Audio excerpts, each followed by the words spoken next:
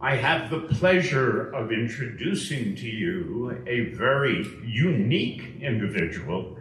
Yuval David is an Emmy Award-winning actor, director, and filmmaker, like it's not enough, who has won over 100 international film festival awards and has played roles in shows and productions with ABC, NBC, CBS, Fox, Hulu, FX, HBO, Comedy Central, Disney, and Sony, including Feud, Madam Secretary, What Would You Do, Beauty and the Beast, The Michael J. Fox Show, Days of Our Lives, and many others. I enjoy reading this. One of his newest shows on air will air on FX and Hulu at the end of this year. He appears on broadcast news programs in the US, Israel, internationally as a news commentator, and writes articles for international publications, including I-24 News in Israel, Fox, NBC, CBS, Jerusalem Post, Times of Israel, Out Magazine, and many online news platforms.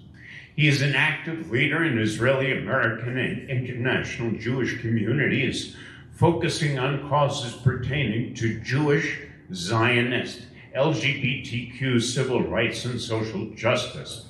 When you see how nattily he is dressed, I made the mistake of referring to it as LGBTQ, but whatever. He collaborates with national and global organizations as a speaker, advisor, workshop leader, and creates film and social media content with them. He advises dozens of governmental and non-governmental organizations. He also works to represent and help rescue LGBTQ people out of dangerous and life-threatening situations internationally, primarily from countries that follow Sharia law. And I posed a question to him from one of the first speakers we ever had here at Aspen Counterpoint about 13 years ago, Phyllis Chesler. Phyllis Chesler was one of the founders of the feminist organization and the women's movement in this country.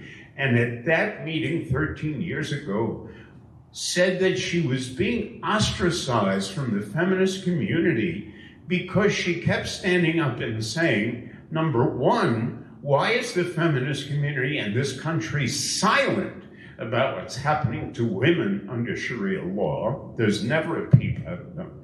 And also, she was being ostracized because she was a supporter of the state of Israel.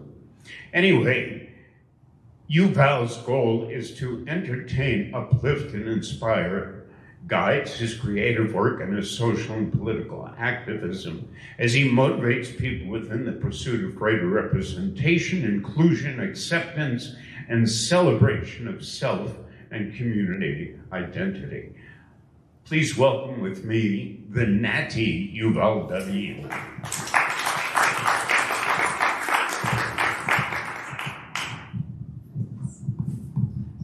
I like the GQ. Absolutely. So, let's see if this is on. It is on. I think that you should consider an additional career as a publicist. That was really well done. I appreciate it being. Gynecology is enough. As if gynecology wasn't enough, maybe PR would be great. Everybody needs good PR. Yeah, thank you for that introduction. It was also very nice chatting with you earlier, Alan, before this event started. I mentioned to Alan that this morning was a little bit of a challenging morning. Every day for me is, some people might call it a work day. I call it an effort day because I don't actually get paid for all of my advocacy efforts. Most of them, I just do it because I can. And this morning, I was involved in a gosh, I sign more NDAs than I can count, in an operation to help rescue LGBTQ people and a few women out of Gaza, which Anybody who is aware of the situation in Gaza, or Gaza as we call it in English, understand that it's a difficult place to, let's just say, to be liberal, open, out, and living a life that one would wish to as an LGBTQ person or a free-thinking woman. So this morning I was, and I'm going to speak very openly with all of you. Here's a trigger warning. I might trigger you with some of the things I say, and I'm not going to hold back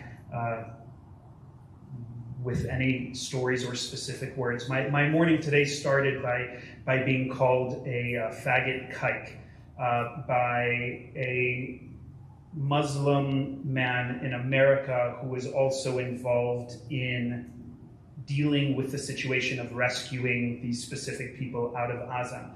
But he was disturbed by the mere fact that I was involved in this operation as well because of my identity. Now, as a Jewish people, we know that we have 3,000 years of people being against us, people trying to reframe our narrative. And it's a time that right now where our narrative once again is being changed by other people.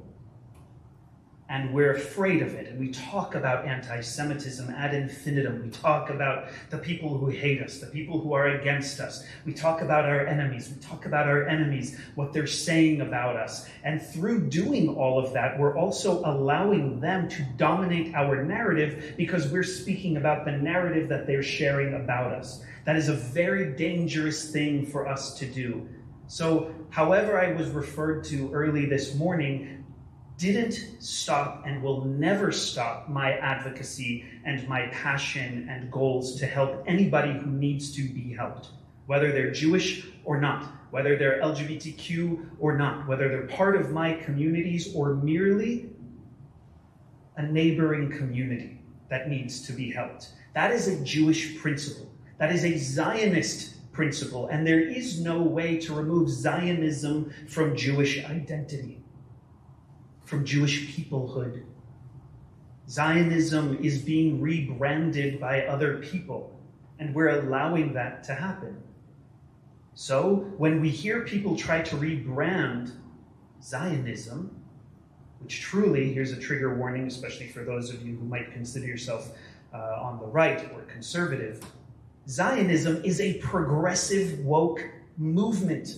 Zionism is an inclusive movement. Zionism, just like Judaism, is an ism. It is a movement that is trying to include and focus on progress and focus on the way people want to be seen and want to be represented, saying, these are the Jewish people. We must be able to self-actualize with a connection to our history, to our peoplehood, and connection to our homeland. Even when we talk about Ancestry.com and 23andMe and all these genetic studies, it'll say, oh, you're this percentage Eastern European, you're this percentage Scandinavian, you're this percentage East African, you're this percentage Indian, you're this percentage Jewish. They will never say you are this percentage Muslim, you are this percentage Christian, you are this percentage Buddhist, you're this percentage Baha'i. So we have a genetic code. We come from a people who come from a specific part of the world. So our Zionism, about the self-actualization of the Jewish people with a connection to our ancestral homeland, is essential within our Judaism.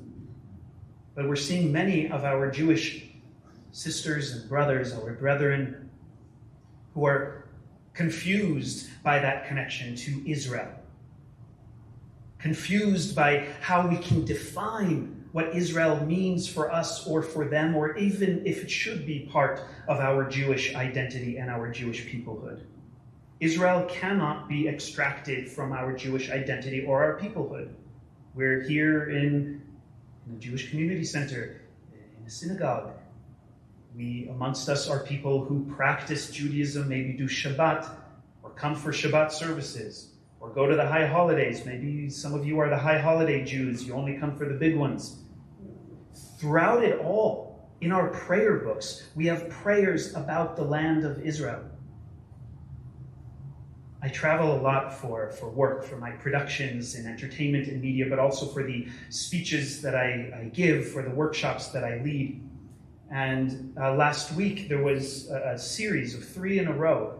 People were complaining, oh my gosh, it's raining. What's going to happen? Are people going to show? Hundreds still came, and it was lovely. But people were complaining about the rain.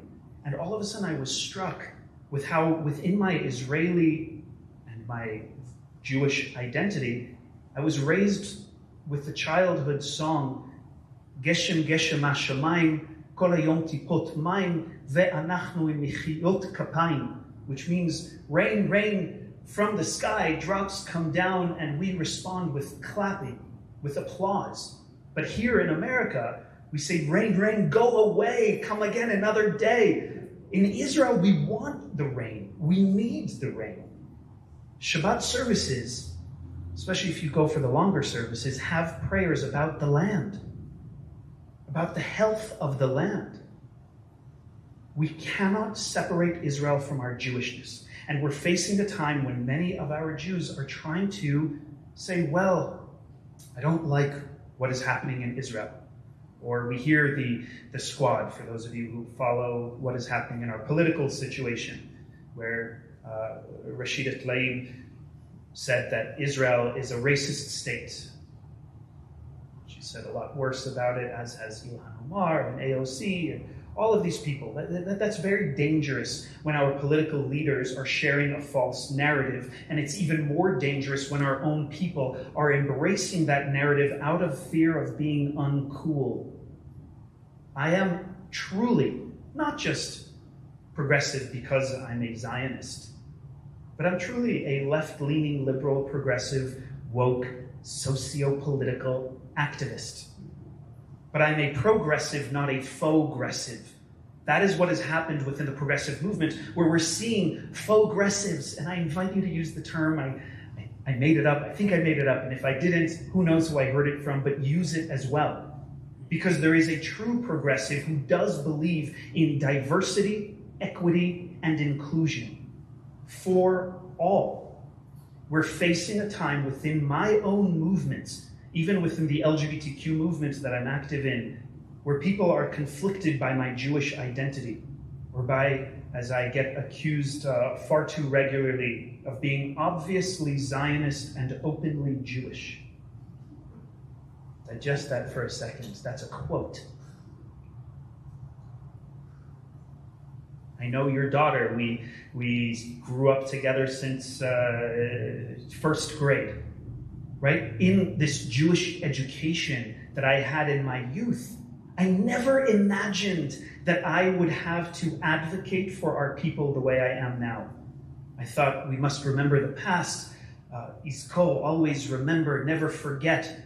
When we would talk about what happened during the Shoah, what happened to our Jews of Europe, and what happened during the Farhud, what happened to the Jews of the Arab world. When we say we must remember our history and our lineage because there are too many, far too many, who didn't have the chance to survive, and how to make sure that history gets passed on. I never thought that I would be fighting for us the way I am now. I thought I would be fighting for retaining our stories.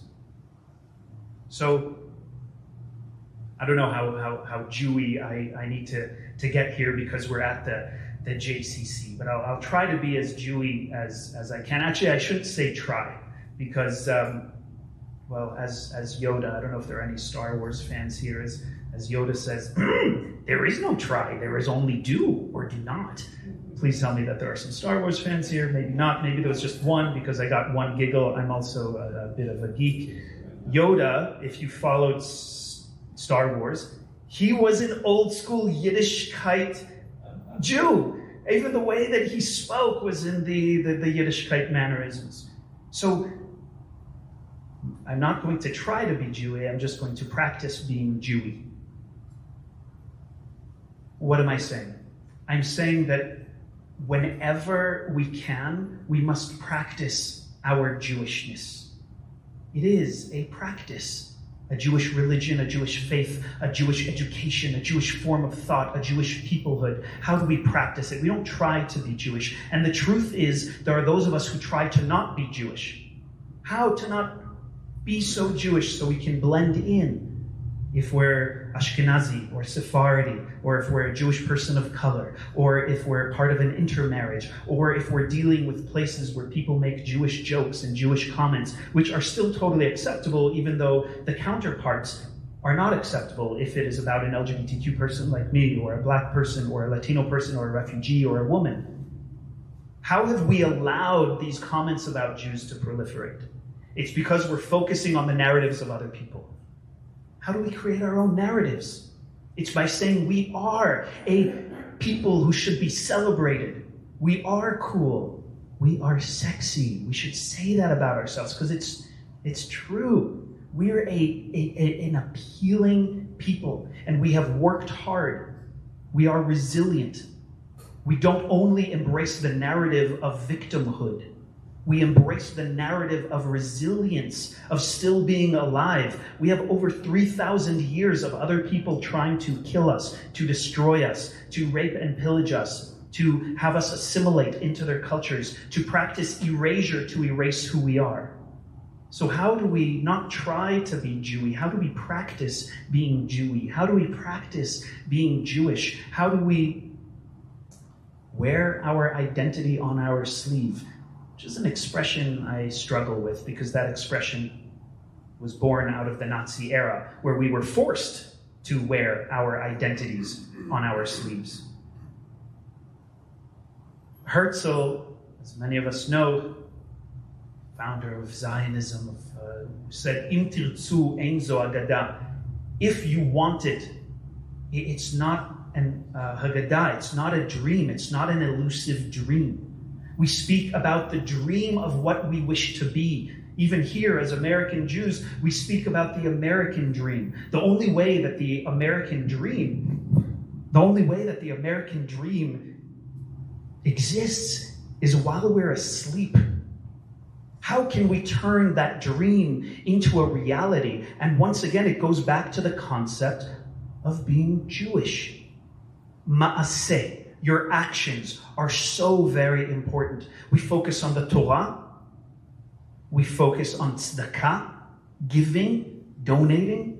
We focus on ma'aseh. We focus on the actions. So how can we take the Jewish peoplehood, the Jewish identity, the Jewish educational system, the Jewish philosophies, and turn it into a reality, move beyond the fantasy? Because we're facing stereotypes, where people have these stereotypes of who we are, of how we are. That's the fantasy Jew that they imagine. So what do we do with a stereotype? We don't embrace the stereotype. We are not a stereotype, but a stereotype is put upon us. So it's up to us to face that person and either prove that their stereotype is correct or counsel, show them that it's wrong and correct. In the era of cancel culture that we're facing, which I don't support cancel culture, I'm a free speech activist and advocate, and if somebody says something wrong, then I will practice counsel culture, and consequence culture. There are consequences for what you say, and there are consequences for what you do.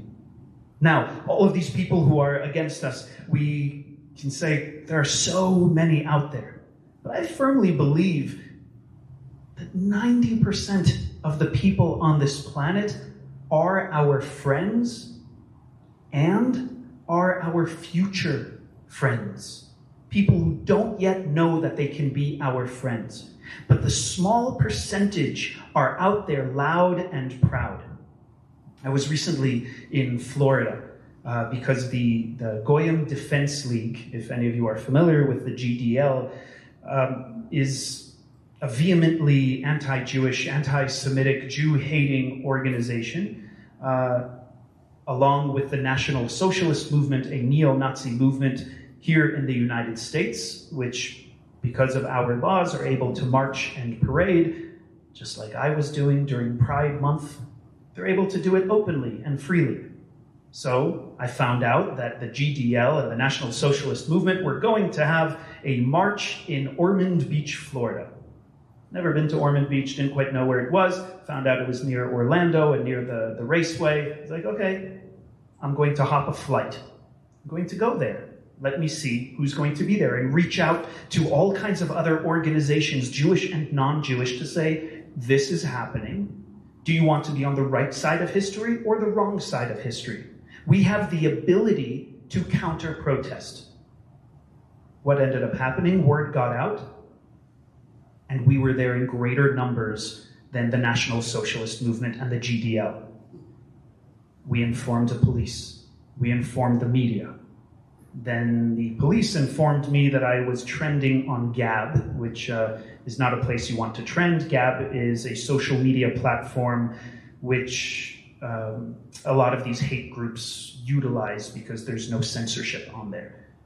So they said, Yuval, you need to be prepared. These people are writing about you and have included you in a list of 130 prominent American Jews. I was like, should I take that as a compliment? They laughed and they said, not so much, because they listed your name, your phone number, your email, and your address. And I'm like, okay, that's not so good.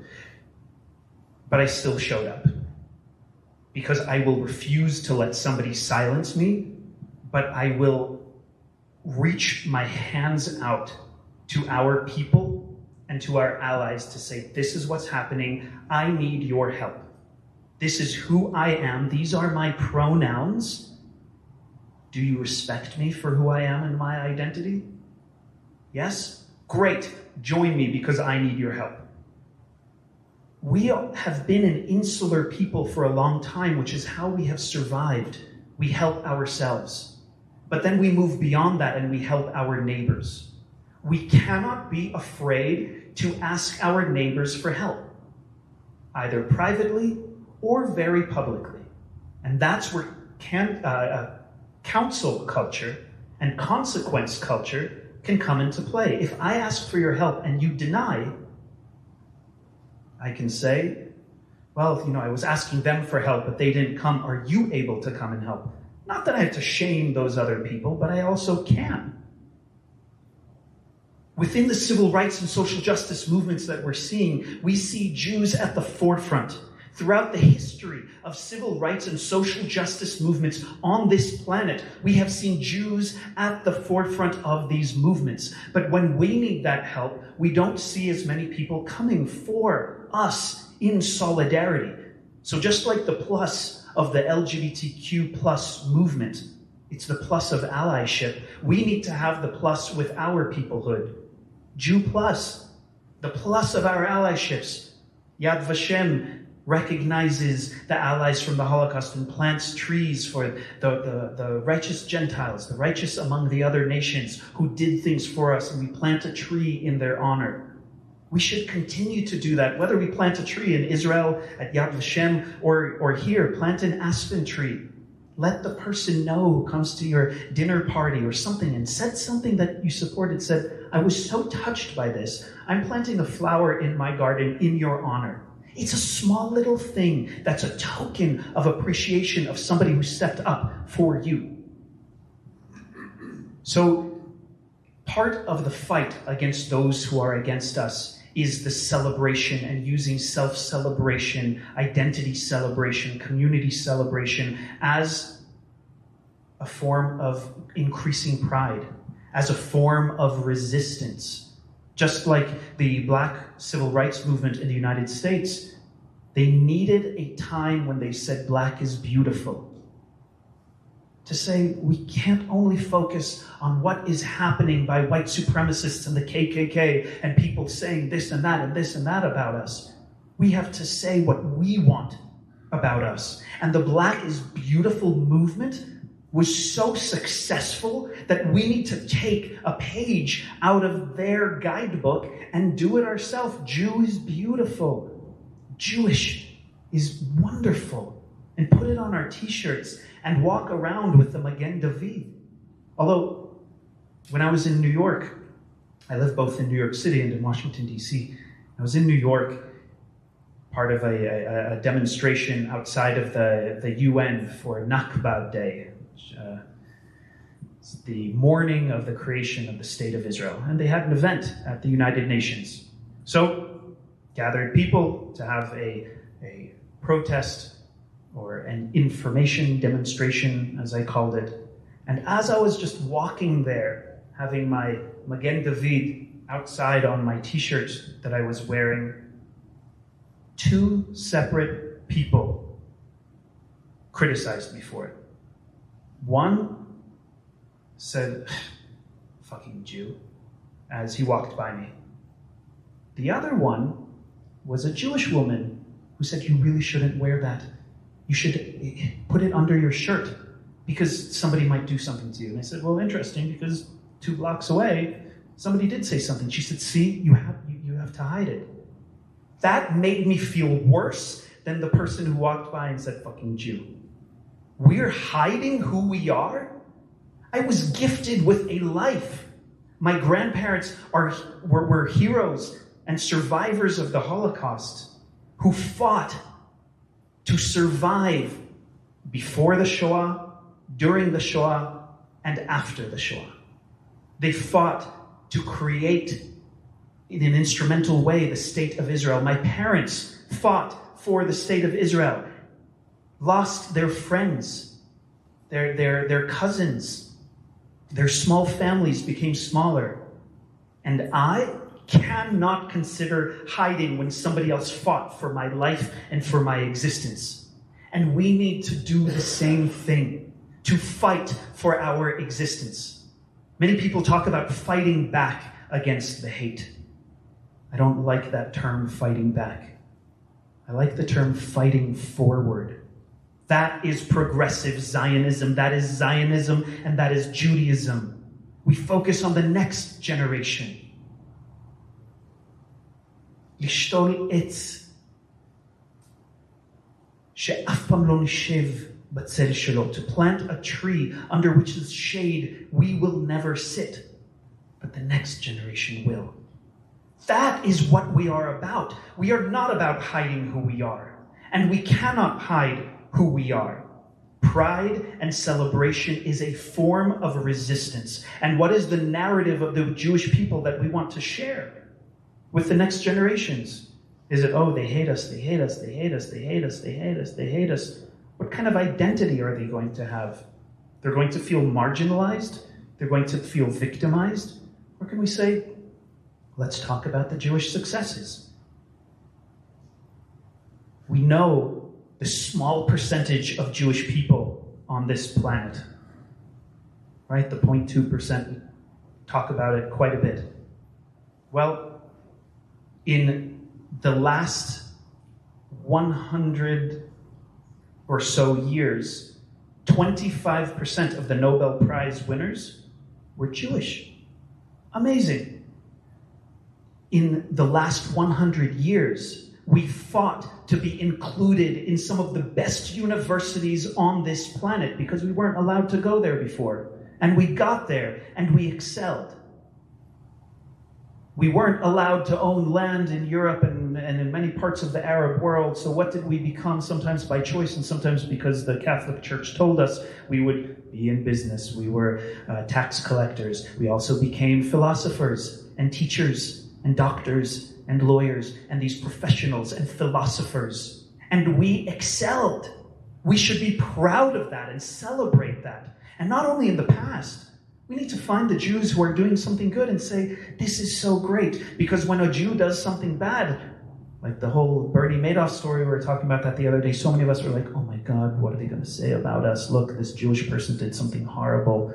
Or I just forgot his name, the guy that had the cryptocurrency, the young guy, what's his? Bankman-Fried. Even I thought, oh God, what are they going to say about the Jews now? And they said, well, how do we counter that when one of us does something bad?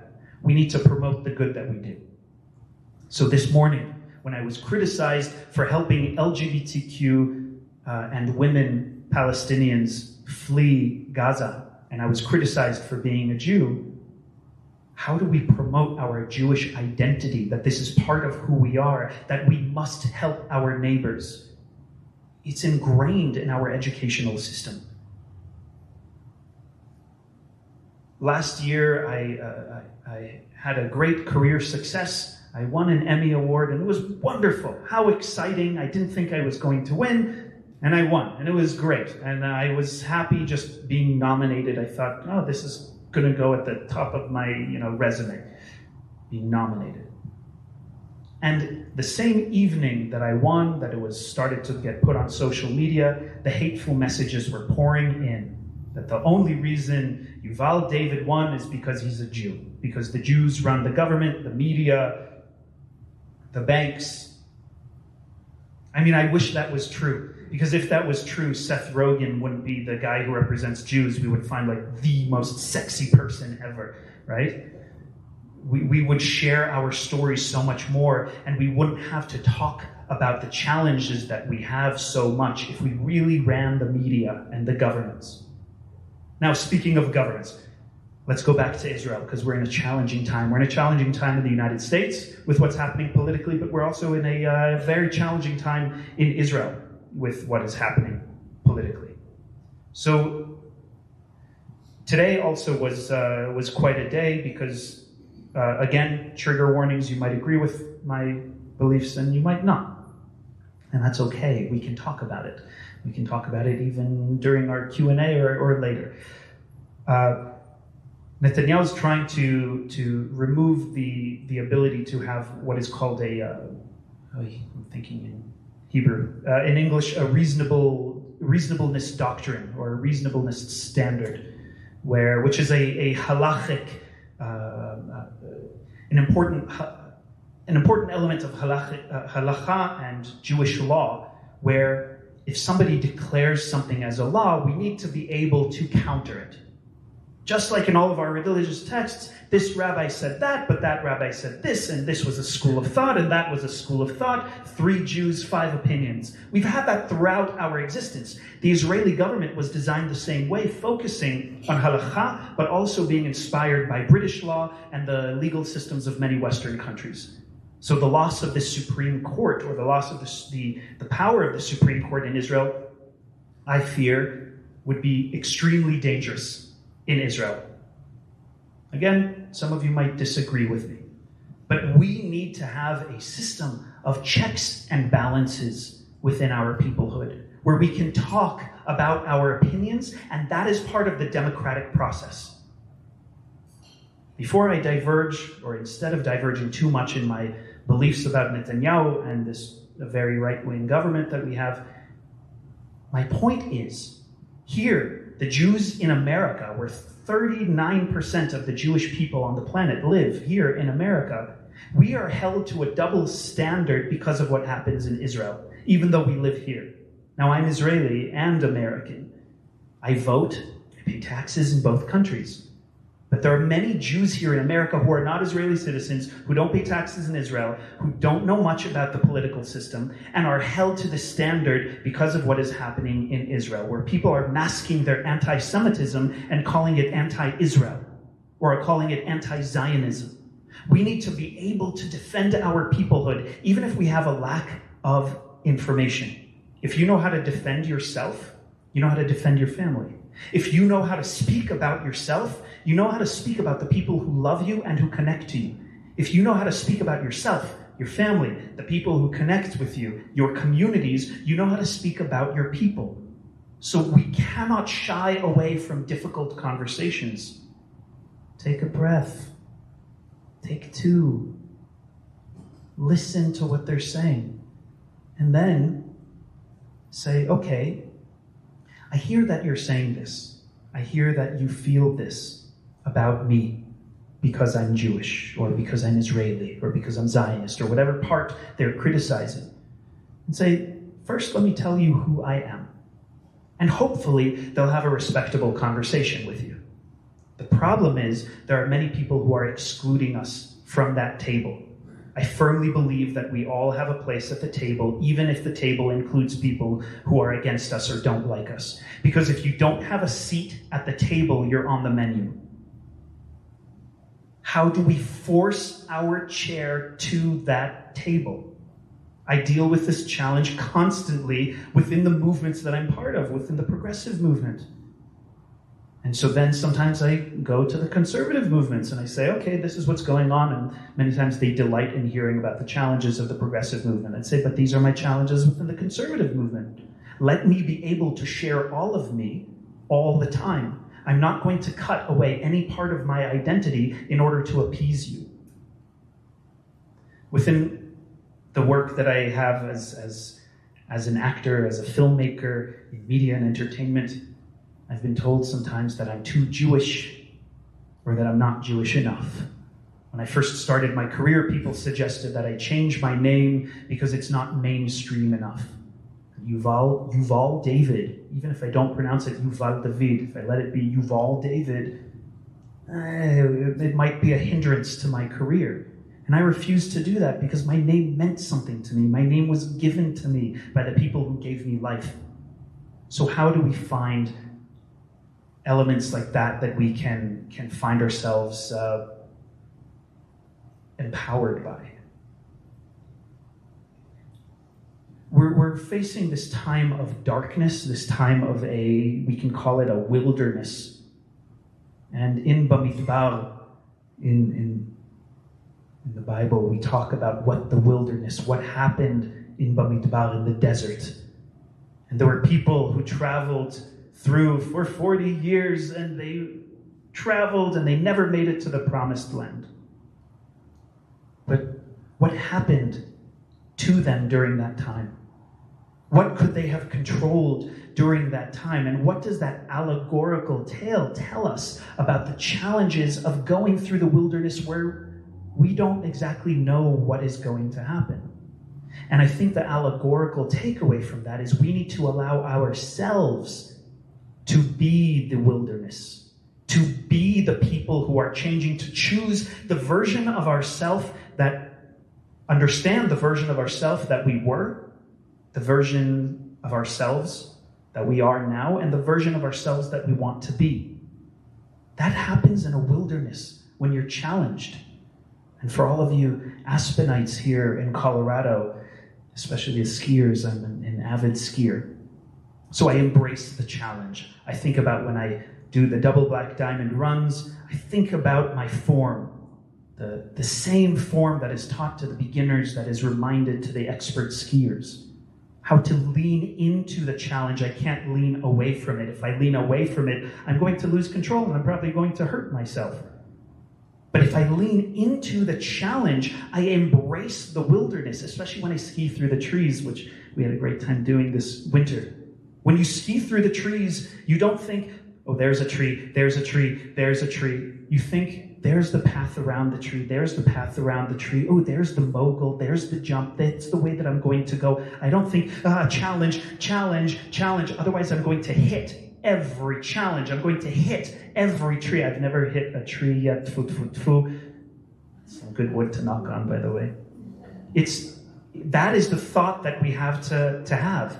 How do we see the challenge, but embrace the challenge? And when we have the difficult conversations, including sometimes with our own children, parents, grandparents, nieces, relatives, or our friends, or the people we thought who were our friends, and all of a sudden say something off color that we don't appreciate, how do we embrace the challenge and lean into it?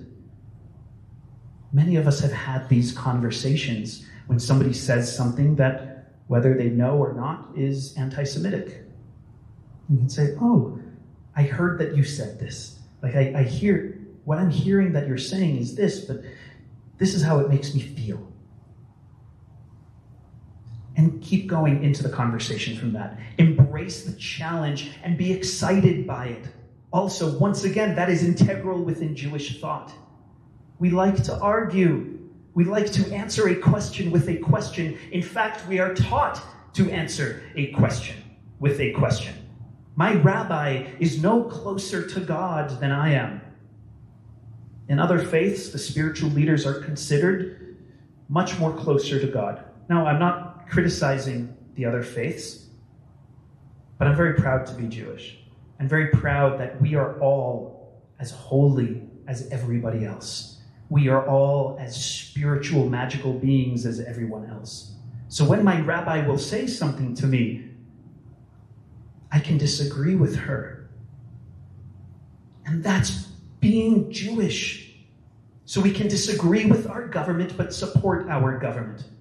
Who talks about being pro, like the way we hear people talk about being pro or anti-Israel?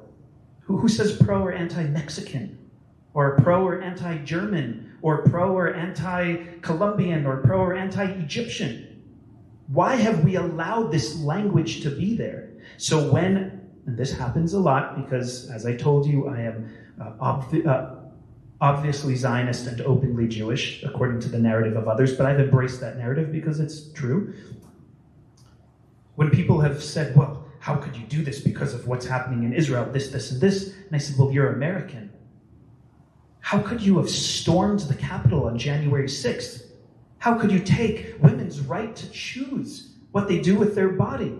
And they said, well, I wasn't part of that. I said, but you're American. How could you vote this person into power or that person into power? They said, well, I didn't vote for that person. I said, well, shouldn't you be anti-American?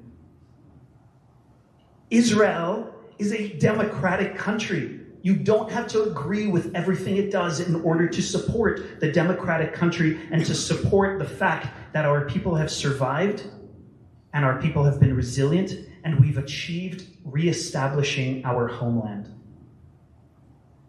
Anyway, I could talk forever, and I do often talk forever. It's my job.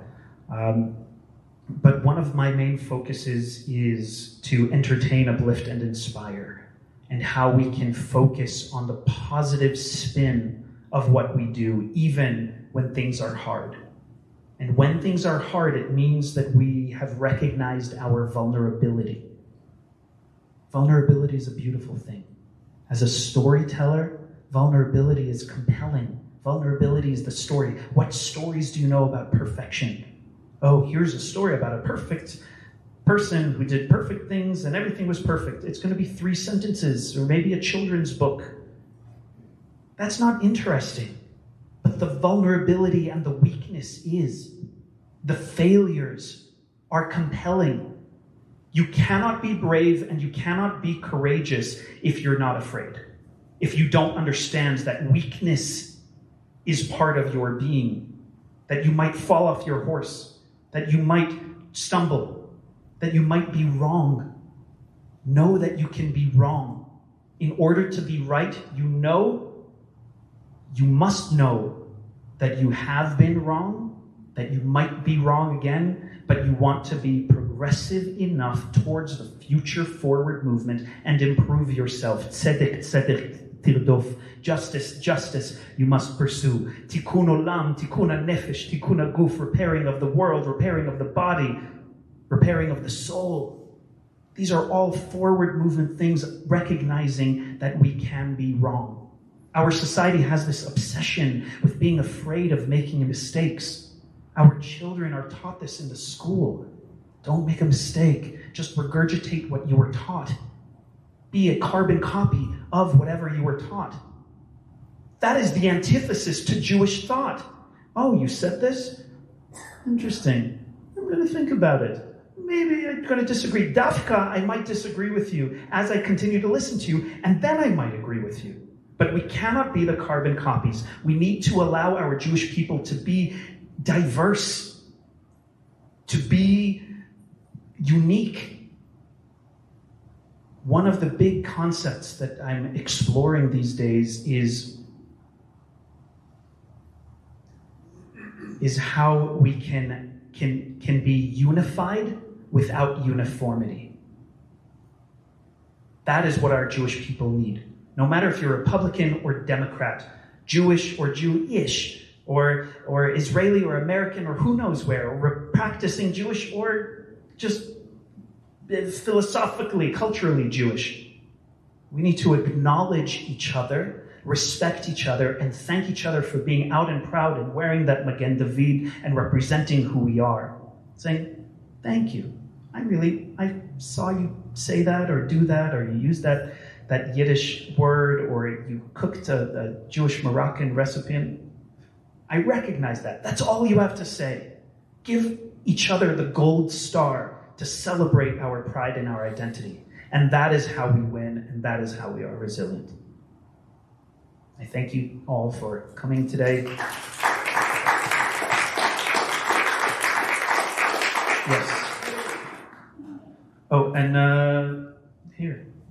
I don't know if I need it. Yeah. Use it. Here. It's on. Yes. Thank You're you. a very inspiring speaker. I thank you. I hope you're speaking to college campuses and young professionals. But I wanted to ask a specific question.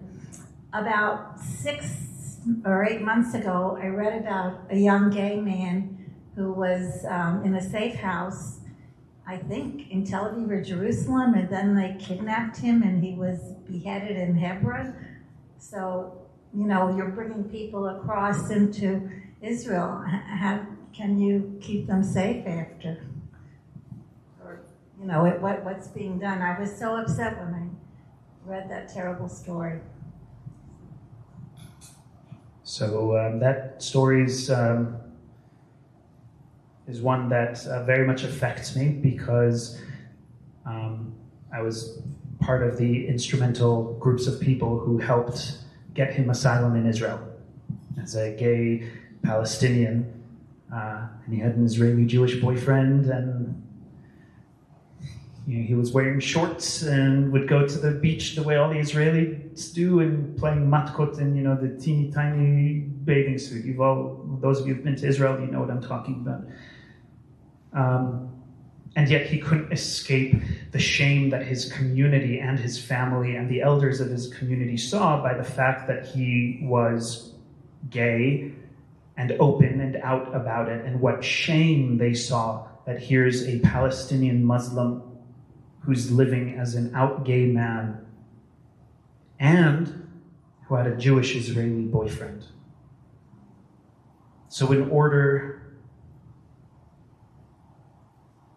Yeah, that was a difficult story, and sadly, that one became public news. But I have many of those, of LGBTQ people and women who flee countries that practice Sharia law or communities where they practice honor killings, and it makes me once again be so proud to be Jewish, to be an Israeli and an American citizen, where even if I don't agree with the government or my community leaders, I have the right to get out onto the streets and march and reach out to people and say, I need your help, or I want to help you. And putting up that mirror towards me helped me deal with the mourning period of saying I wasn't able to help him. And then my friend Fatima, who's somebody I helped rescue from Lebanon, she said, but you did help him. He had a period of his life where he was able to play matkot on the beach, where he was able to go for a drink, where he was able to see that Jews are not enemies, that Jews are our cousins. I wished a lot more for him. And that's part of our peoplehood and what Israel does for so many other nations and our Jewish people do for so many other nations. Maybe we do need to wear that identity on our sleeves and saying, I'm helping these people because it's part of my Jewish identity. I have to help them. How do we proliferate the good that we do? Because the bad comes on its own. That's why Jews are funny. Because we know that the hardship is coming. It's up to us to choose to laugh. I'm telling you all the things that I was saying to myself after that happened to say, okay, how do I focus on the positive?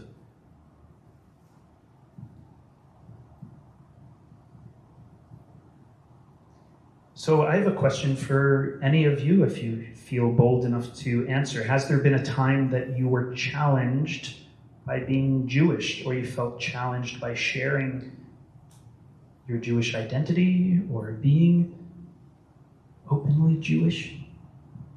Yes, and there's a microphone right behind you. We're passing the microphone to you. Actually, I had been challenged at a very young age. Actually, 11 years and 2 months old when I was taken to Auschwitz. And I thought, why? And most of the time when I kept saying to my brother, Lama, why?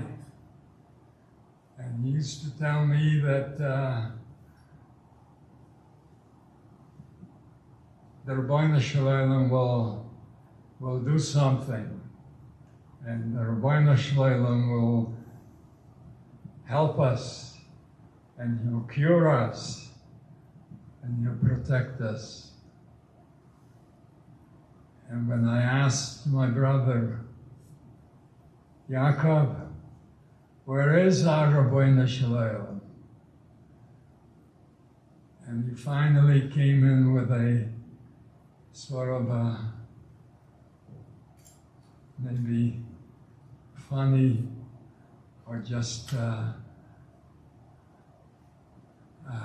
answer that he tried to create himself. And he said to me, schluft. The Rabbeinu Shalom is taking a rest.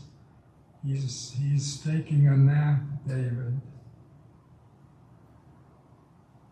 So as a Holocaust survivor, let me tell you that I am enlightened with what you have said here.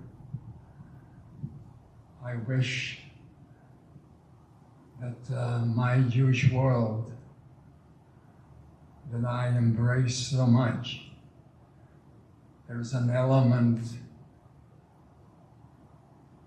with that in that Jewish world of mine, such a big segment is oblivious. Everything you said, they need to hear. They need to understand. I, as a survivor, I thank you.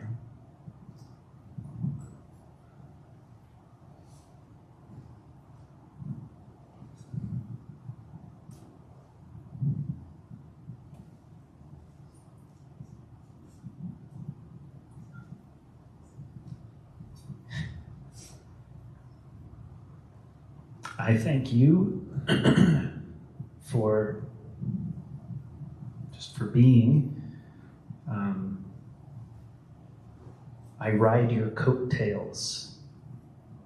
It is the strength and the resilience that you and our people, and my grandparents and my family like you, have presented to the world that allows me to find the strength even when things are hard for me. When I would speak about your generation of Holocaust survivors, I see you as heroes of our people. Tough times create strong people. Strong people create easy times. Easy times create weak people, and weak people create tough times. And I feel very embarrassed about what is happening to our people right now, where we have become weak and have allowed tough times to happen again. And it is up to us to look to you as our heroes and continue to ride your coattails and be the strong people that we need right now in order to survive and in order to be resilient. Thank you for being.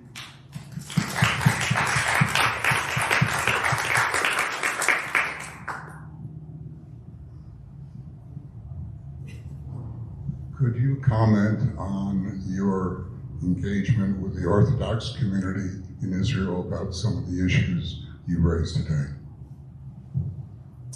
My engagement with the Orthodox community in Israel is challenging, and I lean into it. I say, okay, let's have a conversation. And I tell them, sorry, I'm still very moved by you. I tell them the same concept that I raised before about togetherness, about unity without uniformity. I said, do you see me as a Jewish person? Some of them said no, and then we continue talking. Other people say yes. I'm like, great place to start. Unity without uniformity.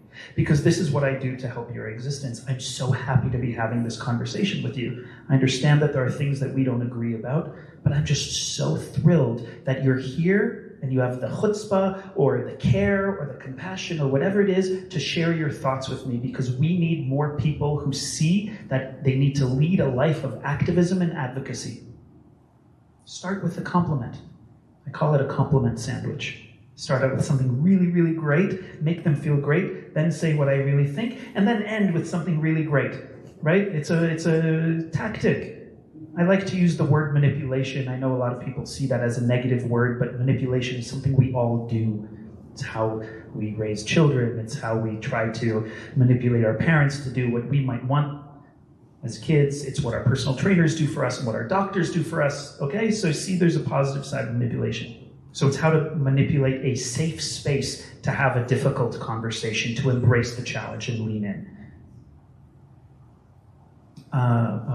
There are Knesset members who have condemned me and my approach to Zionism and Israeli advocacy because I'm also an LGBTQ activist and because I am gay, bisexual, queer. I've been all of those three things, sometimes at the same time. And they're very offended by that. And I say, but here are the things that I've done that have supported you. Do you recognize that? Yes? Great. Let's continue talking. How can I help you? Because this is how I need your help. I really try to get to that approach. Doesn't always work. So how do I face them? I talk about who's defending them. The vast majority of people in the IDF are not religious Orthodox Jews. Do they want us to continue to fight for them? Do they want us to continue to defend them, to support them? Or do they want something else? What is the something else? Talk to me about it. Teach me. Let's have the conversation. And then by constantly leaning into the challenging topics, we have a conversation and hopefully I can change their minds. Now, when it comes to elected officials, because I meet with elected officials in person or virtually or calls within a lot of the advocacy, the elected officials, it's challenging because it's a power game. It's become a career to be a politician, where that's why people flip-flop. That's why they might have one opinion one week and a different opinion the next week, because they want to make sure that they're appeasing the constituency that they need in order to stay in power. I find it to be a very corrupt business. But I embrace the challenge of lobbying, of advocating, and representing the people who I need to. I've been on panel discussions with US and Israeli elected and appointed officials. And I remind them that I represent them just as much as they represent me. So how do they want me to represent them? Talk to me. That's how we lean into the challenge. Are there any differences among the elderly, middle-aged Orthodox? Is there any opening with the younger people that you are more optimistic about, or is there... Absolutely. It's because of our devices. We're much more connected. We're much more aware of what is happening around the world when we have the devices, when we have the social media. Whether you criticize social media, which I do as well, but I'm also very active on it, there are pluses and minuses. So I am seeing a lot of the younger generations being more open to having the conversations. And merely having a conversation is a win. If we're never mentioned, if the conversation doesn't happen, then we're losing. But if they're talking about it, They're talking about LGBTQ rights in Israel. It's a win. They're talking about it. It's a step in the right direction. The younger generations are more open to having the conversation because they're used to the conversations happening. Does it always lead to the outcome I desire? Nope. Many times, no.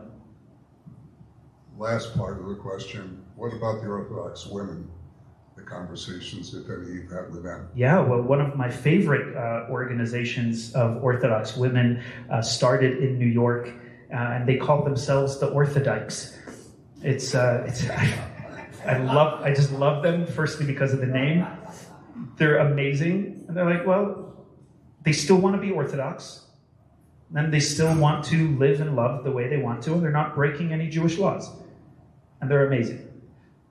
The Orthodox women is reminding them the fact that if you look at the feminist movement and the women's movement, once again, you look at many of those leaders and they were Jewish women.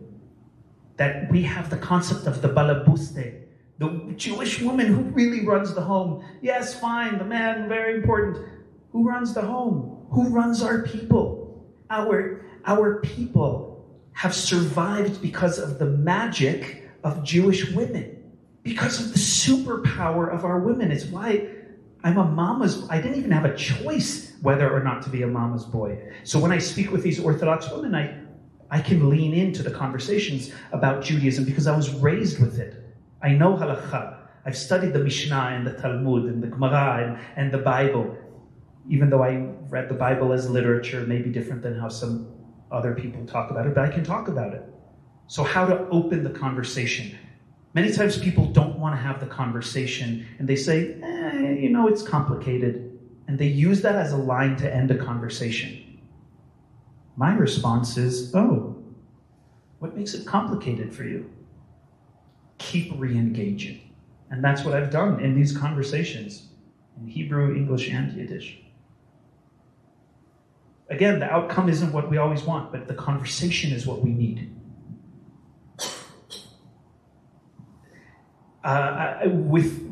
It's not only the anti-Semitic neo-Nazi organizations here in the United States that have criticized me extremely openly, and the Christian right-wing groups. I also get a lot of criticism from Orthodox Jewish communities who believe that what I'm doing is wrong or isn't in the right direction, and that my kavanah, my direction of my heart, is wrong. I'm not going to stop what I do because I represent myself, I represent my communities, I represent my family, I represent my friends. We have to keep doing it. How do you face a challenging conversation? To continue the conversation, whatever. That's what it's about. Because if you start yelling at each other, the conversation's over. That's true. When you start yelling, the conversation is over. When people are yelling, it's because their hearts are apart. When people are raising their voices and yelling loudly, they're not connected. When people talk like this, they love each other, just like in our intimate moments. You don't really yell maybe sometimes you might yell in an intimate moment, but that's a joke. When you are connected, you can speak quietly with each other and respectfully. When you are disconnected, you're raising your voice and you're yelling. So how can we bring the yelling person down to the quiet place? I call it my Cheshire cat, from Lisa Beretz Applauds, Alice in Wonderland. I look at you and I keep wanting to speak in Hebrew for some reason. The Cheshire cat was just talking like this, kind of creepy, but also welcoming in a weird way. How do we get to that Cheshire cat place when somebody's so elevated? Bring it down. Don't let anybody take your power away.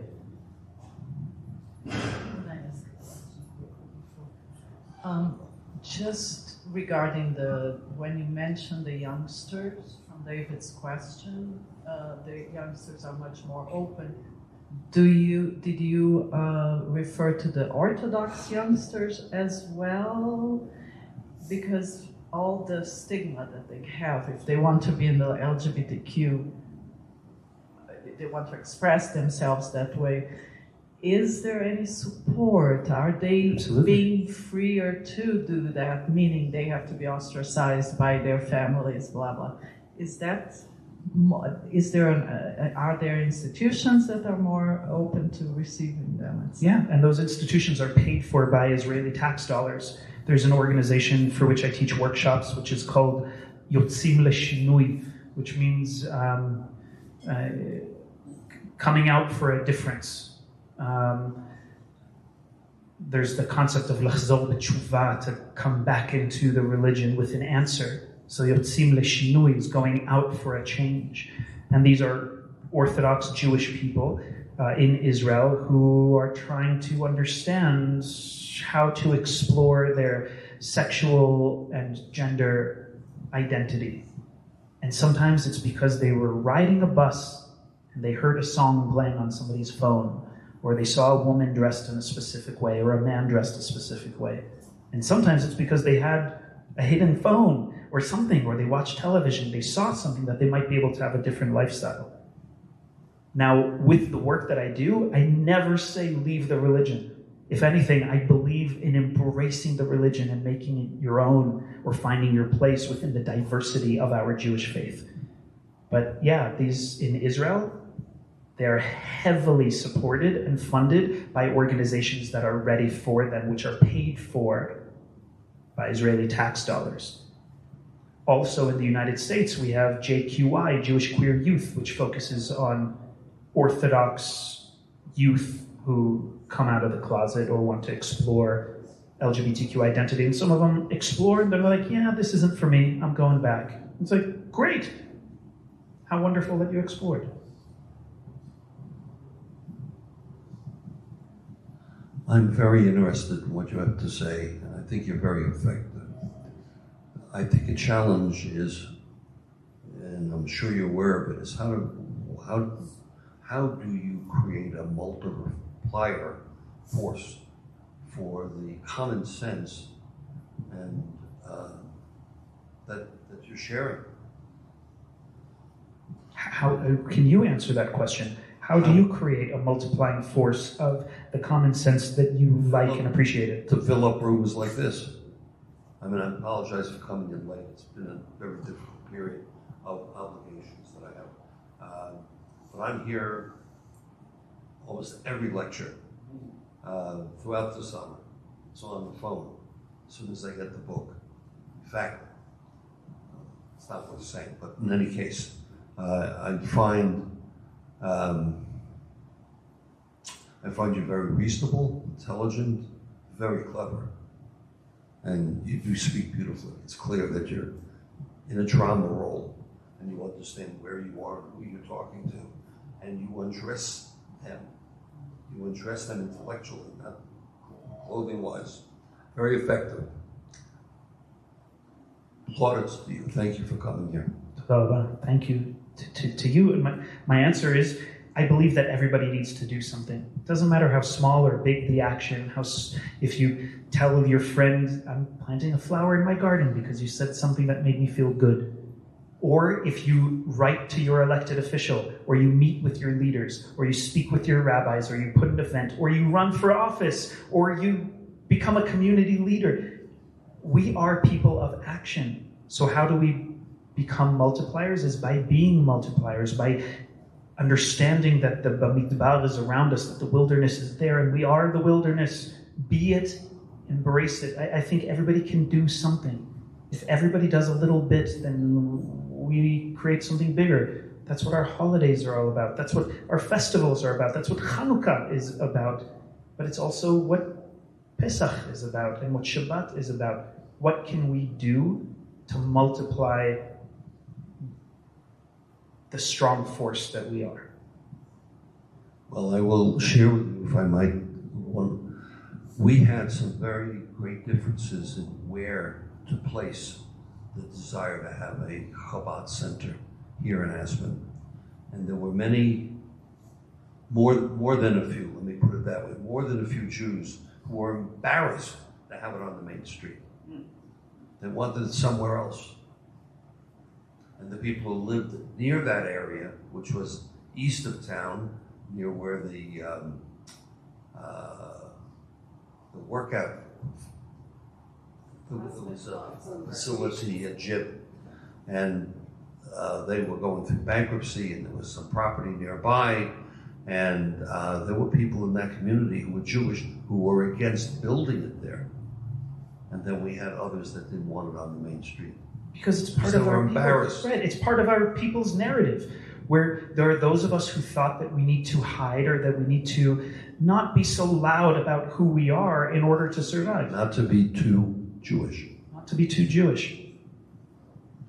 I think the opposite. We must be very Jewish. So what can you do? Let's have a party here. Let's have a party outside of the building. Invite people. Have a barbecue party. Have a whatever. And we need to be proud of who we are. Just kosher. Yes. Exactly. He's been an enormous contributor to a renewal. We weren't here in the 1860s or in the 1890s when there was a crisis with our money and the place was silent for 50 some like 65 years actually, almost. The place was dead until after the second. My challenge when people talk about the hardships that we're facing and the representation that we need, that we have, that we don't have, is every week try to do something Jewish and try to make it public or amongst your community or your friends, whether it's having a Shabbat dinner or just saying something, even if it's a random dinner party or a cocktail party. Say something about being Jewish. Invite other Jewish people. Invite non-Jewish people. Do something that celebrates our pride of who we are and the fact that we're here. Anyway, thank you for coming. Thank you. Thank you, everybody. Yuval.